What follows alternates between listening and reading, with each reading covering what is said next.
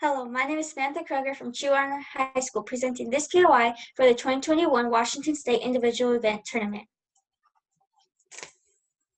When I was 10, I found a wallet. There was money in it, but I couldn't wait to return and give my reward. All day I called the number for the wallet. Finally, my dad drove me to the address. What a modest mother has in it with a torn screen door. As I rang the bell, ding, my dad took $13 bills and took them into a wallet.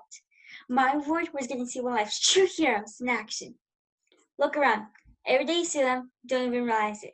People who need a little help, a little lift, a little kindness. You've heard it. In a world where we can be anything, be kind. Some have been more true. We've been torn apart by disagreements over race, privilege, politics, religion, what to have for dinner. So a little kindness goes a long way. We will look at kindness through a verse, A Poor Way for Man of Grief by James Montgomery, and prose, The Happy Prince by Oscar Wilde, and articles from the Reader's Digest. Be kind. A program to remind us that there are kind people all around. If you don't see one, be one. A poor way for a man of grief hath often cast me away, who stood so humbly for relief that can never answer nay. There's some in his eye that won my love, I do not know why. Most stories of kindness do not begin with the former drug-addicted celebrity turned Marvel movie megastar. Mine does. His name is Robert Downey Jr. It was the early 90s, and he was years away from the Iron Man suit. One night, a swallow flew over the city. He saw a statue. I will put up there, he cried. So he alighted just between the feet of the happy prince. As he was putting his head under his wing, a large drop of water fell on him. What a curious thing, he cried. There's not a cloud in the sky. What's the use if the statue cannot keep the rain off? He said, determined to fly away. Just before he opened his wings, he looked up, saw the eyes of the happy prince filled with tears. Once, when my scanty meals spread, he entered, just parachute from onto bread. I gave him all. He blessed breaking it, but gave me part again. While I fed with eager haste, the crust is mine to my taste. It was a garden party for the ACLU. I was asking my grandmother to rent. My grandmother is beautiful in her 80s, vain and whip smart. The her type intelligence did not include recognizing young celebrities. I pointed out Robert Downey Jr. and he arrived in a gorgeous cream-colored linen suit.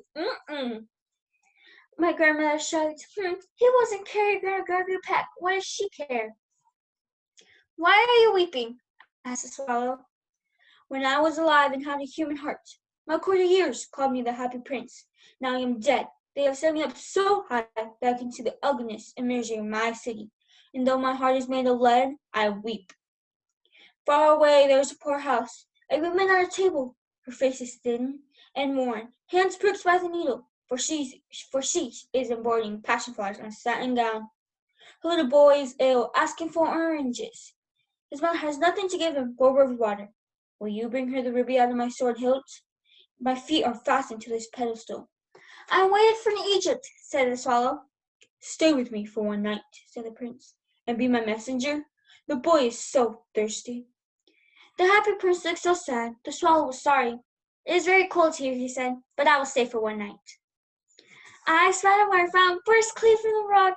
His strength was gone. The heat of the swallow mocked his thirst. He heard it, saw it hurrying on.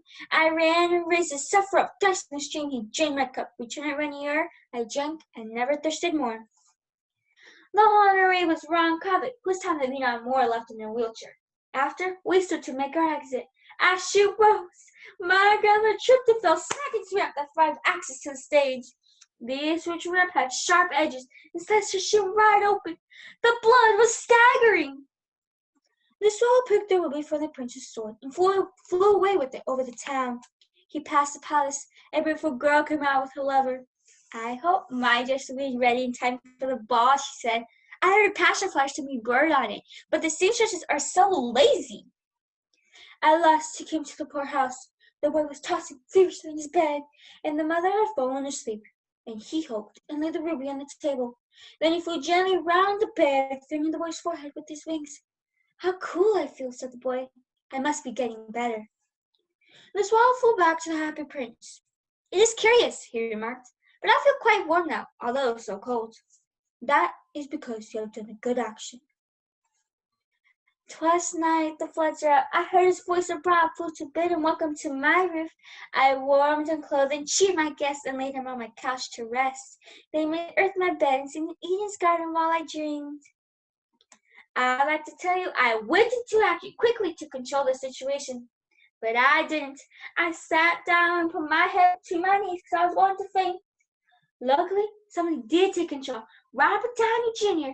He ordered someone call an ambulance. Bring a glass of water. Fetch a blanket. He took off his jacket and grabbed hold of my grandmother's leg. Then he took the jacket and tied it around her wound. I watched the cream-colored linen turn scarlet, so that everything would be all right. He knew instinctively how to distract her, and most critically, played to her vanity. He held on to her cap and told her how stunning her legs were. I see a young man, said the prince. He's leaning over a desk, covered with papers, trying to finish a play. But he is too cold to write anymore. There's no fire, and hunger has made him faint. I will wait with you one night longer, said the swallow, who really had a good heart. Shall I take him another ruby? My eyes are all I have left. They are made of rare sapphires. Pluck out them and take them to him. He will sell, buy food and firewood, and finish his play. I cannot pluck out your eyes. You will be blind then.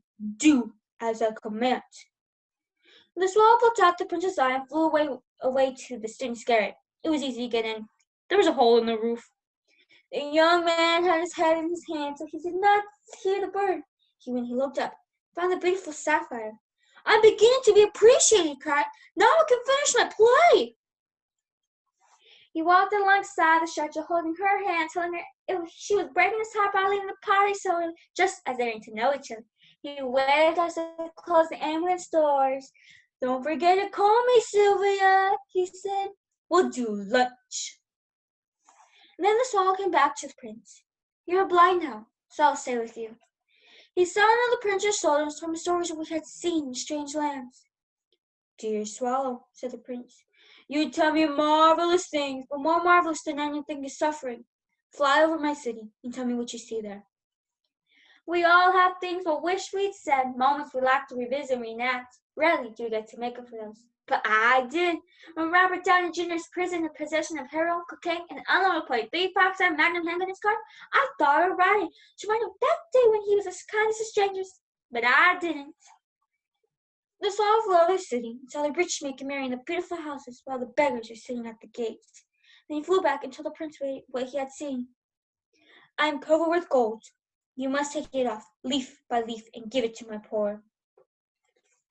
15 years after that garden party, 10 years after my grandmother died, 5 since he had been released from prison, I saw him in a restaurant. I was raised to respect people's privacy and never bother out someone having a meal. But I decided to let him that coat and approached his table.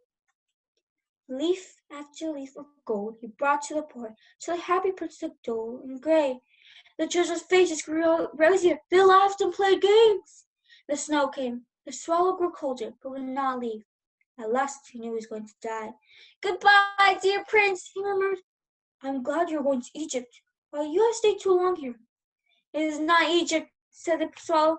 It fell down dead at his feet. At that moment, a crack sounded inside the statue, as if something had broken. The leaden heart had snapped right in two. I said, I don't have any idea if you remember this, and told him the story. He remembered. I said, I want to tell you that it's simply the kindest act I've ever witnessed.